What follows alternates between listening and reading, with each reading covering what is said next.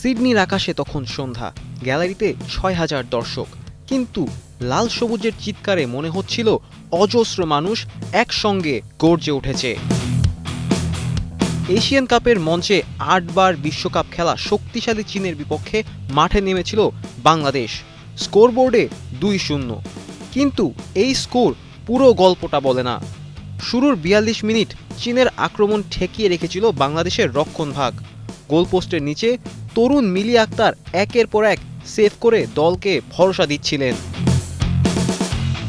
১৪ মিনিটে ঋতুপর্ণা চাকমার দূরপাল্লার শট, গোল হতে হতে বাঁচে। সেই মুহূর্তে বোঝা গেল বাংলাদেশ শুধু রক্ষণে নয়, সুযোগ পেলে আঘাত করতেও জানে।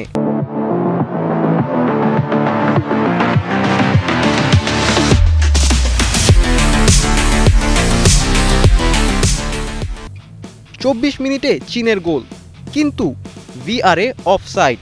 গ্যালারিতে আবার প্রাণ ফিরে আসে। তবু ৪৩ মিনিটে দুর্দান্ত এক শটে গোল করেন ওয়াং শুয়াং। প্রথমার্ধের শেষ দিকে আরেকটি গোল, বিরতিতে ২-০। দ্বিতীয়ার্ধে বদলি খেলোয়াড় নামিয়ে আক্রমণ বাড়ান পিটার বাটলার। স্বপ্না রানী ও তহুরা খাতুন গতি বাড়ালেও গোল আসেনি। তবু এই হার সম্মানের।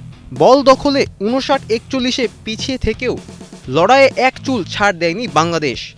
সিডনির মাঠে আজ প্রমাণ হয়েছে লাল সবুজের মেয়েরা ভয় পায় না। হারলেও মাথা উঁচু, কারণ এটা শেষ নয়, শুরুর গল্প। ৬ মার্চ, নতুন লড়াই, নতুন স্বপ্ন। ফারদিন রেজা, কালের কণ্ঠ।